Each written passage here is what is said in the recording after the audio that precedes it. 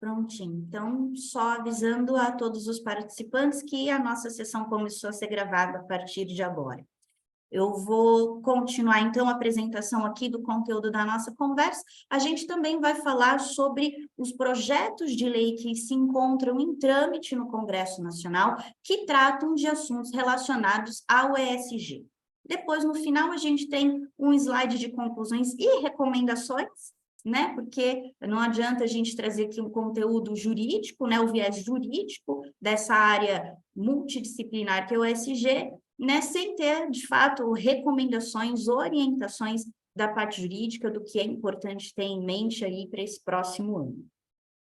Bom, pessoal, dito isso, só para fazer uma brevíssima contextualização, a gente começa a tratar desse tema do ESG no início dos anos 70, sob o nome de sustentabilidade, né? Então, era muito comum, todos acredito que já ouviram a expressão tripé da sustentabilidade, que trazia aí os temas ambiental, social e econômico, né? Tem gente que diz que o ESG é a irmã mais nova da sustentabilidade, de certa forma, em tudo que a gente se propõe a ler a respeito do tema, às vezes as palavras, as expressões são inclusive usadas como sinônimos, mas eu acredito que a definição que eu li, que mais me agradou, é enxergar o ESG como a sustentabilidade aplicada aos negócios, o ESG como um modelo de negócios, né? O conceito de sustentabilidade é muito mais amplo, envolve aí as pesquisas científicas, as produções acadêmicas, os movimentos sociais, os movimentos ativistas. Quando a gente faz um recorte e traz esse tema para a pauta do mundo corporativo, para a pauta das empresas, aí a gente tem o ESG como diretriz de negócio, como modelo de negócio, como um novo normal depois, né, da pandemia, que foi quando esse assunto surgiu com mais força. Já se falava de ESG antes disso, né? O assunto não surgiu em 2020, mas foi em 2020 que ele ganhou força.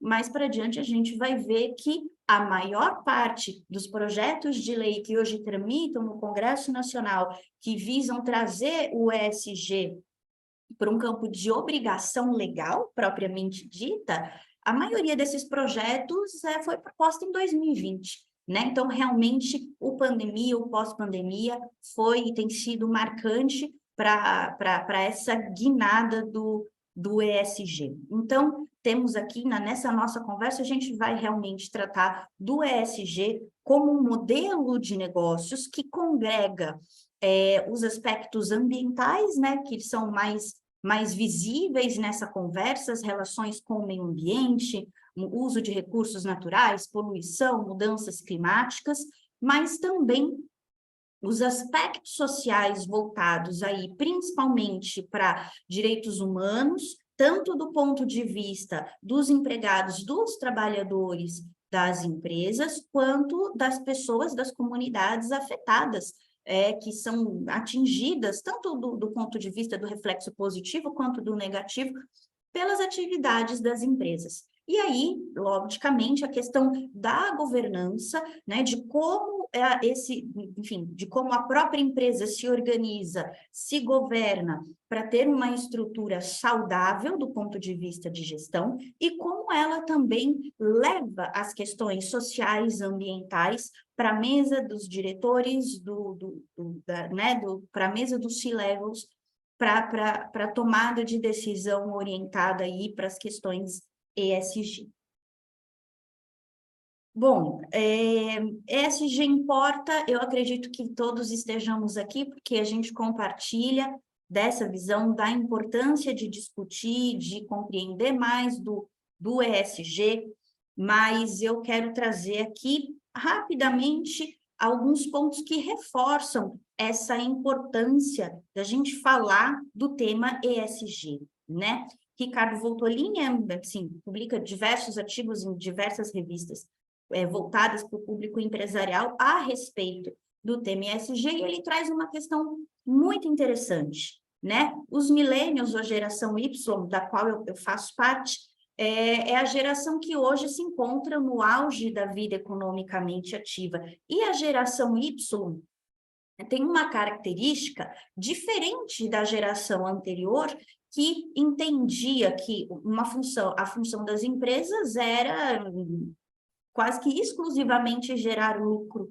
Então, a geração Y já enxerga que as empresas precisam ter um propósito com o qual elas possam se identificar para poder... Um minutinho que deu um problema aqui, que na verdade a gente não conseguimos admitir as pessoas, entendeu? Aí eu acho que eu só entrei aqui rapidinho para admitir todo mundo, porque tava só o Thiago de fora, tá? Tá ok, tá joia. Que eu vou admitir, só que aí, na verdade eu precisei pegar o host rapidinho e eu vou já te dar. Tá joia.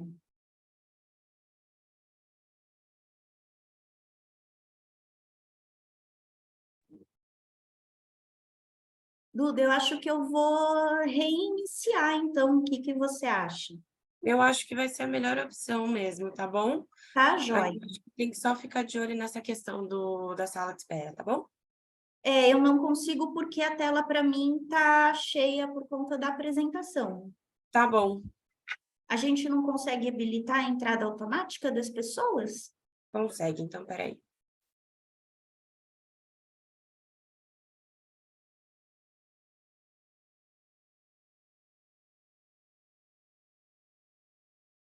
Prontinho, Lê. Tá habilitado? Agora sim. Tá joia. Eu vou voltar aqui a apresentação, então.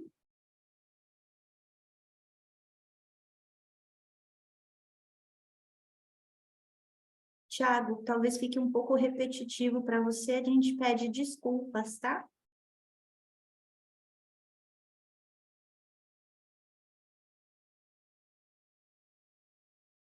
Tranquilo, sem problema. Obrigada pela compreensão.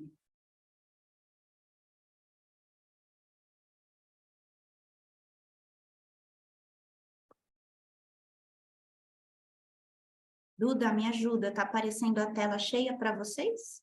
Ainda não, tá naquela mesma que a gente teve aquele probleminha agora há pouco.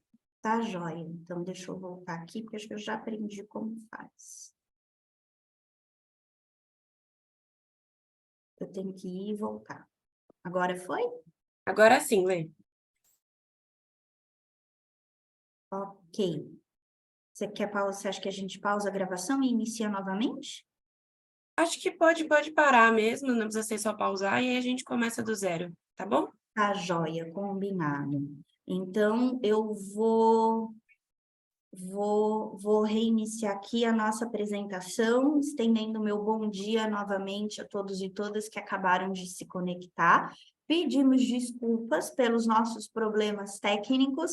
A gente imaginou que tinha conseguido configurar a entrada automática de cada um de vocês diretamente no evento, a partir do link que vocês receberam na inscrição, mas parece que não conseguimos fazer isso adequadamente, então vocês estavam na sala de espera aguardando a entrada na sala do evento, e eu não estava vendo vocês por conta da tela cheia compartilhada da apresentação do PowerPoint, por isso peço desculpas, a gente vai reiniciar não tinha avançado muito, mas a gente vai reiniciar, até porque a falha foi nossa aqui do ponto de vista técnico.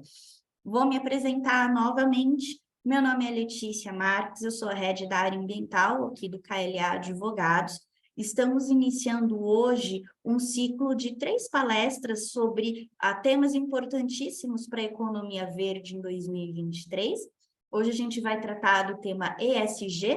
Nas 2 próximas sextas-feiras vamos falar sobre mercado de carbono e litigância climática, que são temas que, com frequência cada vez mais intensa, têm sido questionados pelos nossos clientes e parceiros. Daí surgiu a ideia da gente trazer esses temas para debate com vocês. A ideia desse ciclo de palestras é trazer uma informação objetiva, bastante pragmática, dos principais pontos de cada um desses temas, para a gente ficar de olho ao longo do ano de 2023. A ideia é que essas palestras tenham aí duração máxima de 1 hora, para caber na agenda de todo mundo, né, e não se tornar uma questão cansativa, sem prejuízo, claro, de alguém que queira mais detalhes, que queira aprofundar a questão, que tem alguma dúvida específica, sem prejuízo da gente manter contato por e-mail, pelas redes sociais, para que a gente possa, então, esclarecer eventuais dúvidas daquilo que a gente vem a tratar hoje. A gente vai brevemente passar pela questão, um conceito muito básico, muito rápido do que é ESG, né? E o foco da nossa apresentação hoje vai ser os temas mais fresquinhos aí para 2023, que é o lançamento da BNT 2030, que é uma prática recomendada, que foi publicada no final do ano passado, e a resolução CVM 59/2021, que começou a valer, né, agora, está começando a valer agora em 2023. Vou compartilhar com vocês também os projetos de lei que a gente mapeou e a gente acompanha aqui no escritório, que tem a tendência aí de trazer o ESG para o campo das obrigações legais, e no final um slide com conclusões e recomendações, orientações de como seguir com esses temas do ponto de vista jurídico. Então, pessoal, muito rapidamente, porque eu acredito que esse conceito já seja claro para todos, né? A gente começa a tratar desse tema sob o chapéu da sustentabilidade na década de 70, quando surge ali a questão do tripé da sustentabilidade, que era o social, o ambiental, o social e o econômico, né? E as questões da sustentabilidade empresarial eram tratadas sob esse viés até pouquíssimo tempo atrás. Tem gente que diz que o ESG é a irmã mais nova da sustentabilidade, tem gente que usa as duas expressões como sinônimas, né? Tem gente que coloca a diferença, mas quando a gente vai ler a produção de artigos dessas pessoas, é muito comum que as expressões sejam mesmo usadas como expressões equivalentes.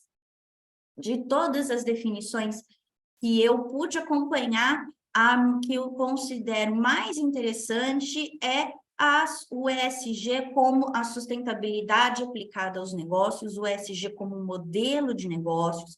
A sustentabilidade é muito mais ampla, ela envolve os cientistas, as pesquisas científicas que estão ajudando a gente a descobrir aí os efeitos da mudança do clima, da perda de biodiversidade, envolve os movimentos sociais, os movimentos ativistas, mas quando a gente faz o recorte para trazer para o contexto corporativo, aí a gente fala do ESG, a gente fala desse tema como uma diretriz para exercício da atividade econômica da empresa, né, principalmente no pós-pandemia, né? Talvez vocês tenham compartilhado dessa mesma noção que eu, de que até a pandemia a gente já ouvia falar de ESG, mas dos anos 2020 para cá o assunto, né, cresceu exponencialmente.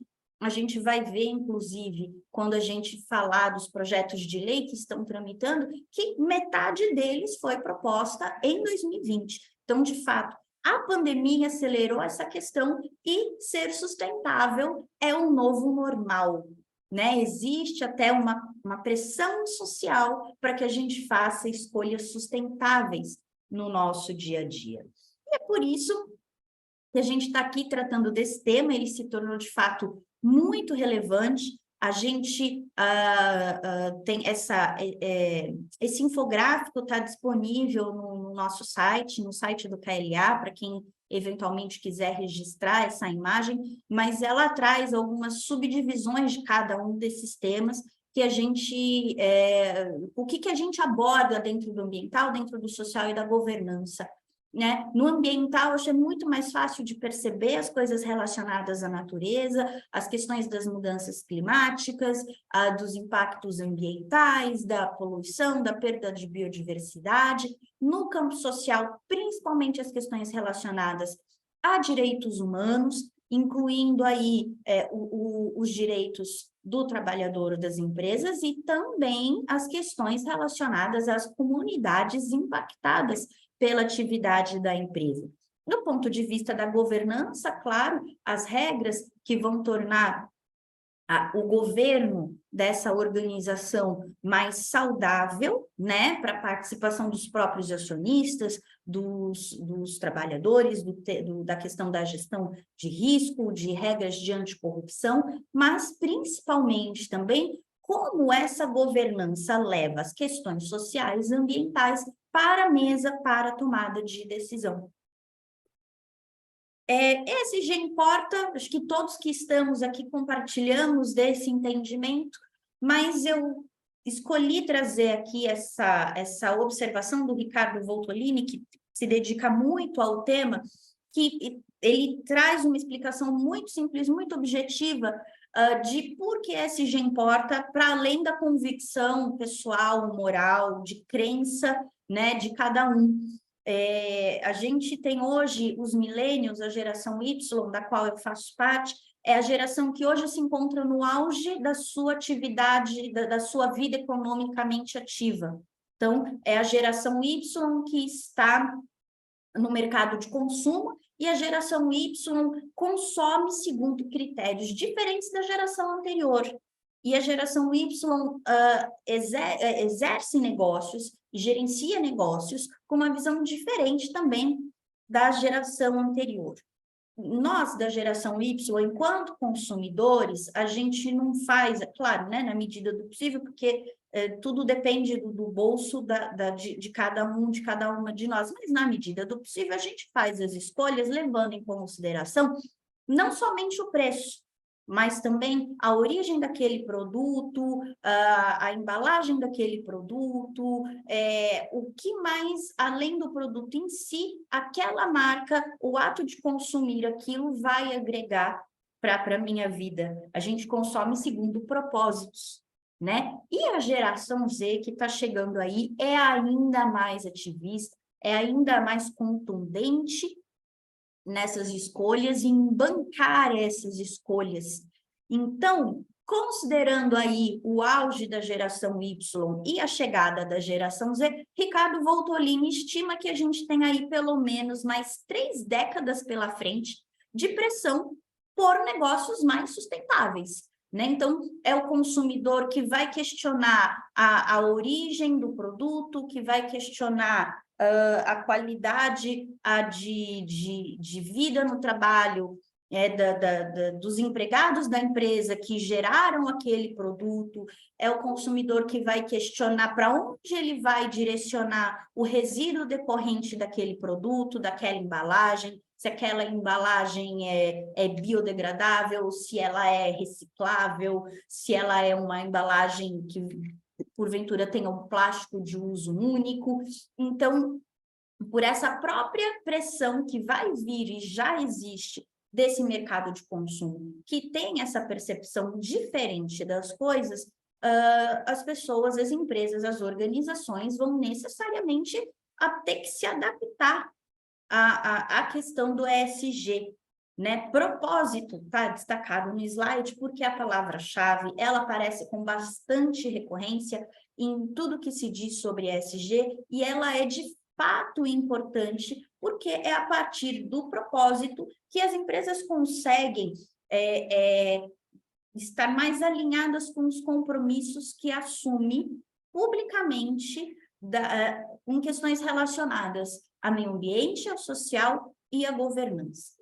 E isso é importante porque a assunção desse compromisso se torna uma vinculação do ponto de vista, inclusive jurídico. A gente sabe que hoje não existe lei propriamente dita, diferente de norma infralegal, etc., que obrigue a adoção de programas, ações ESG. Porém, o arcabouço jurídico que já existe obriga as empresas, inclusive do ponto de vista do direito do consumidor, né, a honrar aquilo que está ofertando. Então, a partir do momento que uma empresa publica no seu site que aquele produto que ela está comercializando foi feito com respeito à natureza, às comunidades tradicionais, e etc, etc, etc, isso se torna vinculante, né? O Ministério Público tem essa visão, o mercado tem essa visão, e aí que entra o cuidado para evitar o greenwashing, né? E a partir do momento em que esses compromissos assumidos estão alinhados com o propósito da empresa, é mais fácil apresentar compromissos, programas e ações ESG que são factíveis e que têm relação com a atividade da empresa, que são mais fáceis de serem gerenciados. O greenwashing, gente, é uma preocupação, porque além dessa responsabilização jurídica que eu acabei de mencionar, né, quando se identifica um greenwashing, existe aí a perda de confiança de investidores e consumidores, estamos na era das redes sociais, o acesso à informação é muito mais fácil, então, existe uma lente ampliada aí para todas essas questões de ESG, e daí a importância de que essas ações sejam conduzidas com coerência e com transparência, né? Existe muita dificuldade para trazer essa questão, para evitar o greenwashing, né? Acho que a tônica do ano de 2022 foi essa, né? O mercado tentando já se corrigir para evitar essas situações. E uma das principais críticas, e aí é uma crítica que foi muito contundente da SEC, lá nos Estados Unidos, é que a falta de conceitos do ESG gera um potencial caminho para o greenwashing. Então, eu li artigos até que questionaram, né? Se não tem um conceito do que é ESG, se eu financiar a compra de armas para ajudar o exército da Ucrânia na guerra contra a Rússia, posso chamar isso de ESG se eu associar isso a uma questão humanitária de defender um povo e um território que foi invadido, né? Então, o que é ESG? Até onde essa conta vai? O que eu posso considerar, o que eu não posso considerar? Se não tem conceito, né? Então, fica fácil a gente encaixar qualquer coisa. E não é qualquer coisa que vai ser ESG. Então, há uma cobrança muito grande para a conceituação do ESG. E a norma BNT 2030 foi lançada no final do ano passado, se prestou a ser essa referência. Nós aqui do KLA adquirimos a norma, nós analisamos a norma, não posso compartilhá-la com vocês nessa apresentação, porque existem, né, direitos aí de propriedade intelectual relacionados a essa norma, só que quando a gente adquire e vem com aquela marca d'água, dizendo, olha, o uso exclusivo de quem adquiriu, proibida a reprodução, etc., por isso não posso compartilhá-la com vocês, mas vou aqui dividir com vocês as impressões, o que a gente absorveu de mais importante, né, da BNT 2030 e que pode ajudar no momento das empresas fazerem seus relatórios ESG, implementarem seus programas e as suas ações, né? Então, a BNT 2030 não é uma lei, é uma prática recomendada, recomendadíssima, diga-se de passagem, bastante consistente, foi elaborada com a colaboração de diversos players importantes, a Confederação Nacional da Agricultura, das Indústrias, Fiesp, Firjan, do Secov, além de várias outras associações. Então, ela foi amplamente discutida, foi submetida à audiência pública para receber contribuições do mercado, e ela traz diversos conceitos, né? Então, o primeiro que ela estabelece é ESG e não ASG, né? Tem gente que traduz a expressão para o português, daí a sigla ASG, a ABNT recomenda que se use o termo ESG, mesmo porque é o mais corriqueiro, porque é o que é usado com mais recorrência, e também traz a definição dos temas mais importantes discutidos em sustentabilidade. Então, o que se entende por mudanças climáticas, o que se entende por biodiversidade, o que se entende por licença social e assim por diante, né? Então, uma parte da norma é um grande dicionário, muito bem escrito do ponto de vista técnico, as recomendações, as definições ali estão muito emparelhadas com os conceitos acadêmicos científicos de cada um desses temas. A norma também traz um passo a passo de como é da prática recomendada para se incorporar o ESG dentro de uma organização, né? Então, essa norma vai falar de como é importante ter um primeiro momento de diagnóstico, de mapeamento, para depois passar para a elaboração dos programas propriamente ditos, e um momento final que é, após a implantação desses programas, dessas ações, realizar o monitoramento, né, e mapear os resultados desses programas. Então, é um guia, é um passo a passo, que pode ser uma referência muito importante, especialmente para enfrentar eventuais questionamentos da elaboração do relatório ESG. Vamos ver nos slides seguintes, né, que a resolução da CVM, inclusive, exige das empresas que se esclareça qual foi o método utilizado para a elaboração do relatório. E a norma BNT 2030 está aí para ser uma dessas referências, né? A representação que vocês estão vendo na tela é a representação que a BNT sugere, né, para a questão de como ambiental, social e governança se interrelaçam. Eles chamam cada um desses temas de eixo, então, eixo ambiental, eixo social, eixo governança. No ambiental, a ideia é que haja um mapeamento e direcionamento de ações e programas para os impactos positivos e negativos da atividade da empresa no meio ambiente. É importante que haja essa relação, né? Isso também tem sido exigido, a gente vai ver, pela resolução da CVM.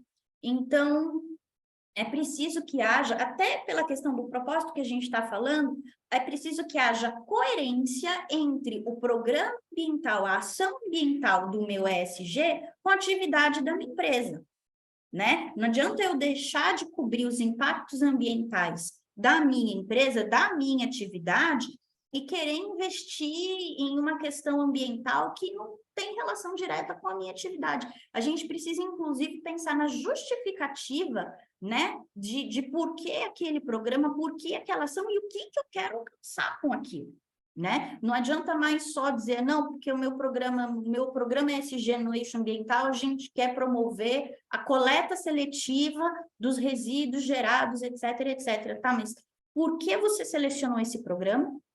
Né? Por que você entende que ele é importante no contexto da sua atividade e qual é o seu objetivo com ele? Qual é a sua meta? Onde você quer chegar? Qual é o impacto real que você vai trazer, não do ponto de vista econômico, mas para a melhoria da sociedade e das questões ambientais com esse programa que você está desenvolvendo? Não é mais só desenvolver por desenvolver. Tem que ter uma justificativa, e essa justificativa tem que ser coerente com a atividade, com o propósito da empresa. No eixo social, também, né? Então, além das questões mais óbvias relacionadas, né, à atividade laboral, à qualidade de vida dos colaboradores, tem que se considerar os impactos nas comunidades afetadas pelas atividades da empresa, né? Então, olha, eu estou aqui investindo em um programa social, tá? O programa social da minha empresa é X. Então, vamos lá, qual é a relação desse programa social que você está criando com os impactos gerados pela sua atividade? Qual é a comunidade que a sua atividade afeta? O que essa comunidade mais precisa? Como é que o programa que você desenvolveu vai ajudar a mitigar essa problemática? Onde é que você quer chegar? São esses os temas, os detalhes que precisam ser discutidos. Oi, pois não? Alguém quer falar?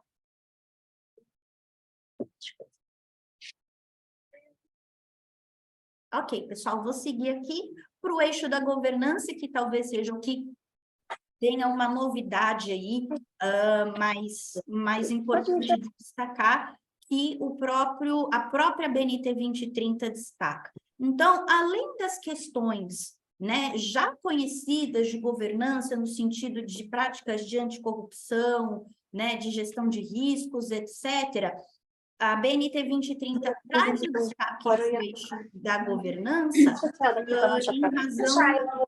Oi, pessoal, acho que tem alguém com o microfone aberto.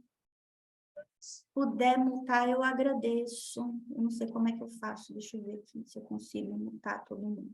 Acho que não. Aqui. Prontinho. Voltando. O eixo da governança tem destaque porque é a maneira que a empresa vai eleger para se autogovernar que vai determinar o sucesso dos programas, né, dos eixos ambiental e social, porque esses programas precisam ser considerados na tomada de decisão. Os impactos ambientais e sociais precisam estar na mesa no momento em que as estratégias de negócio, de ampliação, de desenvolvimento da empresa forem tomadas. E é o eixo da governança que vai estabelecer aí as regras, os procedimentos, que vai garantir que os programas ambiental e social não estejam aí dispersos, perdidos na organização. É o que vai dar a coerência para os programas ESG, né? Não adianta ter ações ambientais lindíssimas, ações sociais lindíssimas, se quem toma a decisão não tem conhecimento deles e não traz eles para a estratégia do negócio, né? Por isso que a governança nessa representação gráfica aí, né, abraça os outros eixos e acaba sendo aí a cereja do bolo. Sem ter um mecanismo eficaz para levar ambiental e social para tomada de decisão, não existe ESG, né? Eu entendo que o ESG, ele não é só a compilação, né? Não é só colocar ambiental, social e governança lado a lado.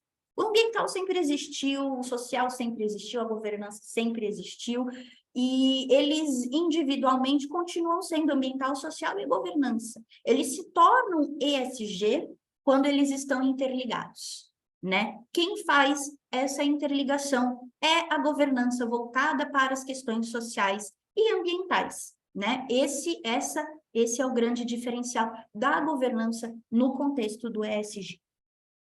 Então, peraí.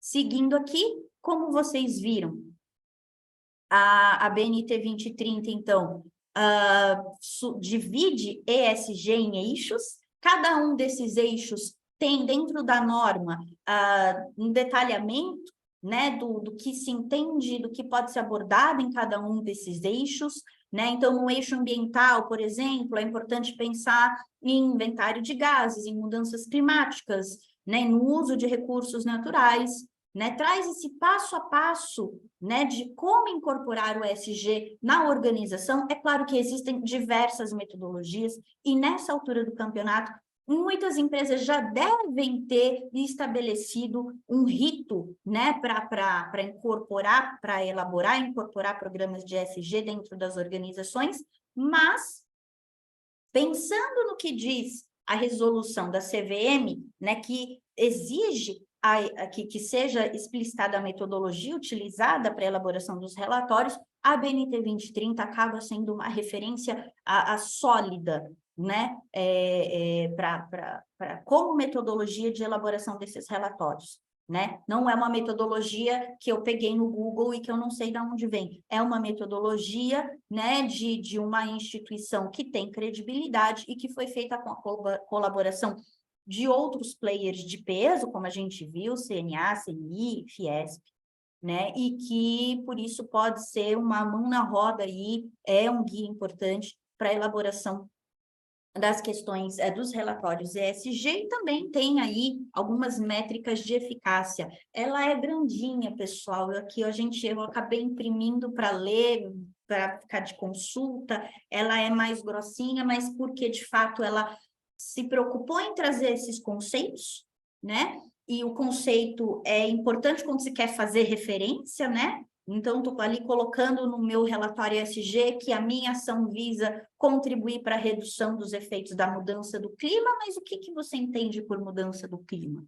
né? Então, a ABNT vai acabar sendo uma boa referência para essas questões, além de trazer também algumas métricas de eficácia, que também é uma, né, das exigências da resolução CVM. E aí, de tanto falar dela, né, chegamos nela finalmente. Então, a resolução CVM, como ela é de 21, ela não é uma grande novidade. A expectativa é entrada em vigor agora em 2023. Daí a trazer essa sinergia que a BNT 2030 e a resolução CVM podem ter. Como vocês já devem saber, a resolução CVM, lá no item 1.9, traz, né, que exige que as empresas tragam indicações sobre os temas ESG. Além da metodologia sobre a qual a gente já conversou, né, tem que se considerar os indicadores de desempenho, né, se na elaboração dessas informações, se estão sendo considerados os objetivos do desenvolvimento sustentável da ONU, se a organização realiza inventário de gases do efeito estufa, e diversos outros critérios que vão abranger todos esses eixos, né? O ambiental, o social e o de governança. Então, são requisitos, né, que precisam ser entregues aí à CVM e que podem ser formulados aí com mais segurança do ponto de vista da origem dessas informações, da forma de entrega dessas informações, com base na BNT. Pessoal, chegando aqui, essa tabela é um exemplo de algumas das normas dos projetos de lei que tratam de ESG e temas relacionados ao ESG que se encontram em trâmite no nosso Congresso Nacional. Tem muito mais do que isso, a gente monitora aqui no KLA, se eu não me engano, são 17 projetos de lei que se relacionam de alguma forma com o tema ESG, né? Então, vocês estão vendo aí propostas, inclusive, para alterar a lei das SA, para tratar de regularização fundiária, né? Para tratar de incentivos fiscais, né? O próprio projeto de lei da Lei Geral do Licenciamento Ambiental entra nesse contexto. Então, tem muita coisa para acontecer.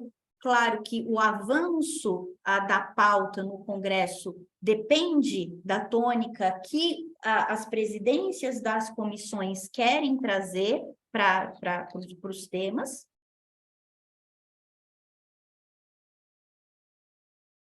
Mas, considerando o que o novo governo tem trazido de informação a respeito das questões socioambientais, a expectativa é que essa pauta passe a caminhar novamente com um pouquinho mais de celeridade, né? Então, até pensando em planos, em ações ESG programadas para médio e longo prazo, convém acompanhar e ficar de olho nas determinações que esses projetos de lei visam introduzir, né? Porque pode ser que ele vire lei ano que vem e o meu projeto que prevê a implementação de algum programa para daqui 2 anos, 3 anos, precise ser readequado, né? Então, convém ficar de olho, saber para onde as coisas estão indo, contem com a gente do KLA para isso, né? Esse ano a gente vai lançar um blog específico sobre temas ESG, sem prejuízo do que a gente aborda nas nossas newsletters e comunicação para os nossos clientes e parceiros. A gente faz esse monitoramento com frequência, né? Quem quiser mais informações, fica à vontade para entrar em contato com a gente. Voltando aqui para o nosso slide, eu já vou encaminhar para o encerramento, né, para a gente obedecer aí o nosso tempo máximo de 1 hora, vai sobrar até um tempinho para algumas perguntinhas. Então, concluindo, o que a gente consegue captar para esse ano de 2023 é a tendência legislativa para tornar o ESG obrigatório e não voluntário. né? Então, novamente, quando a gente fala de tendência legislativa para obrigatoriedade, é lei. Existem regras, a própria resolução da CVM, diretrizes do Banco Central. O tema do ESG não passou batido, né? Não passou batido até agora. Então, existem normas que tratam sobre o tema, mas para quem é advogado, é muito claro que a obrigatoriedade quem traz é a lei. Então, existe essa tendência. Não tem como ficar de fora das questões ESG, né? Quem tá se adiantando e fazendo isso nesse momento, do ponto de vista voluntário, entre muitas aspas, porque pode não ser ainda uma obrigação legal, mas existe essa pressão do mercado consumidor e dos investidores, né? Acho que consegue se aprimorar e usar essa vantagem do tempo a seu favor.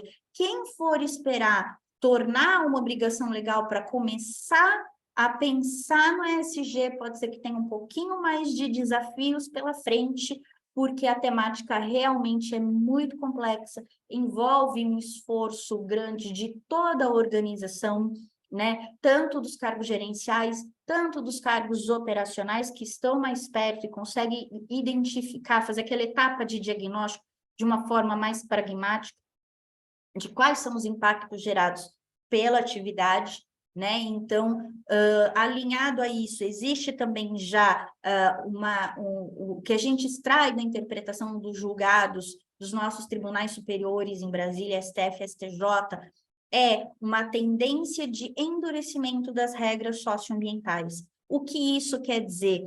Isso quer dizer que o STF e o STJ, quando eles vão analisar a aplicação de uma lei socioambiental, a tendência é proteger o meio ambiente, né? Da mesma maneira que se diz nas causas trabalhistas que a tendência é proteger o empregado, né? Nas questões socioambientais, a tendência é que haja proteção do meio ambiente, dos grupos minorizados, das comunidades tradicionais, ribeirinhas, quilombolas, que acabam sendo afetados por diversos empreendimentos, né? Aí, normalmente, nas regiões mais isoladas do país. Então, a gente tem aí um cenário que caminha para obrigatoriedade, um cenário que, do ponto de vista da aplicação da legislação que já existe, né, tende a ter essa leitura mais restrita, mais exigente das questões socioambientais. Então, de fato, é um ano crucial aí para se pensar nesses programas e ações ESG. Como a gente falou lá no começo da nossa conversa, é importante que esses programas e ações tenham relação com a atividade, porque daí fica mais fácil de justificar, né? Eu pensei nesse programa, nessa ação socioambiental. Por que eu escolhi essa e não outras? Essa ação socioambiental que eu escolhi investir, ela minimiza os impactos da minha atividade? Qual é a relação de uma coisa com a outra e, principalmente, aonde eu quero chegar com ela. Não é fazer por fazer. Não adianta dar dinheiro para uma ONG e chamar isso de ESG. Tem que ter justificativa, tem que ter métrica e tem que ter objetivo. Isso tudo se torna mais fácil quando a gente identifica qual é o propósito da organização. Existe o passo a passo lá na BNT 2030, né, que, em resumo, resumidíssimo, consiste em uma etapa de diagnóstico, planejamento, implementação, monitoramento e reporte. Mas o passo zero, pessoal, eu acredito que seja realmente a identificação ou construção do propósito da empresa. Porque quando a gente consegue identificar ou construir isso, fica mais fácil de implementar as ações ESG de uma forma coerente, porque tudo vai estar atrelado a um eixo central, que é o propósito da empresa. Aí a gente não precisa rebolar muito para justificar, nem passar perrengue para conseguir traçar planos e ações que vão trazer para o mercado de investidores e de consumo essa questão de transparência e de propósito que tem se buscado muito hoje em dia. Pessoal, essa era a mensagem que eu trouxe para compartilhar aqui com vocês hoje. A gente tem aí ainda 12 minutinhos para encerrar a nossa sessão. Antes de abrir para eventuais perguntas, eu gostaria desde já de convidar a todos e todas a se inscrever para as nossas próximas palestras. Então, na próxima sexta-feira da semana que vem, a gente vai falar sobre mercado de carbono e daqui 15 dias a gente vai falar sobre litigância climática, também nesse formato de, no máximo, 1 hora para encaixar na agenda de todo mundo e não atrapalhar, né, as nossas atividades diárias. Tá aí o meu contato na tela para quem quiser escrever. E fica aberto para as perguntas, pessoal. Se alguém quiser, deixa eu ver se tem aqui. Tá, Ana Laura falando que vai participar da próxima, que bom que você gostou. Não sei se tem mais alguém que queira fazer a pergunta pelo chat ou aqui pelo... Se quiser ligar o microfone também, fica à vontade. Que bom que gostou, Raquel, fico feliz. Espero que possa estar com a gente sexta-feira que vem também. Eu vou encerrar a gravação. Juliana, que bom que gostou também. Tiago, que bom que vai estar com a gente no próximo evento. Fabrício, Verena, Yara, Cati, muitíssimo obrigada. Espero que a gente possa se rever em breve, então. Mariana, obrigada, que bom que gostou. Ai, chegou uma pergunta da Graziela Monteiro. Você acha que vale a pena adquirir a norma BNT como guia para implementar as regras do ESG? Graziela, eu acredito que sim. Eu não lembro o quanto a gente pagou, mas não foi nenhum valor exorbitante, viu? Acho que foi uns 200, 300 reais no máximo. É que a gente não tem esse hábito, né, de, não sei, parece que se a gente tem que pagar por uma coisa que está na internet, a gente está gastando um dinheiro sem necessidade, porque está na internet. Mas, realmente, o acesso sem aquisição da norma é bastante complicado e vale a pena. Vale a pena porque é uma referência importante, bem construída, né? Se fosse uma referência construída sem a participação de tantos players importantes, talvez a gente pensasse 2 vezes, mas eu considero que, como teve muito player importante que vai fazer parte, né, da formulação das questões, o que se pretende trazer de ESG em termos de legislação daqui para frente, eu acho que vale a pena sim. E é muito comum que se use norma BNT, prática recomendada da BNT, em questões ambientais.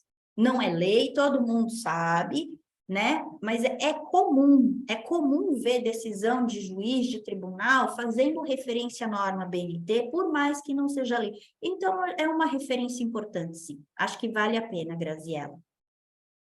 Laura, também, obrigada, que bom que você gostou da apresentação.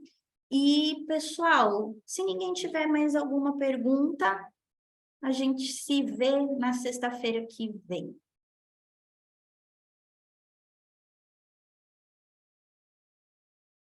Mais alguém? Não? Eu vou deixar o meu e-mail aqui no chat para o caso de alguém querer... Ah, como é que eu faço? Everyone meeting. E se alguém quiser, porventura, se comunicar, eu fico à disposição. Prontinho. E-mail está aí no chat. Agradeço pela participação de todos e todas e espero vê-los, então, na semana que vem. Tchau, tchau. Muito obrigada. Boa sexta-feira, bom final de semana.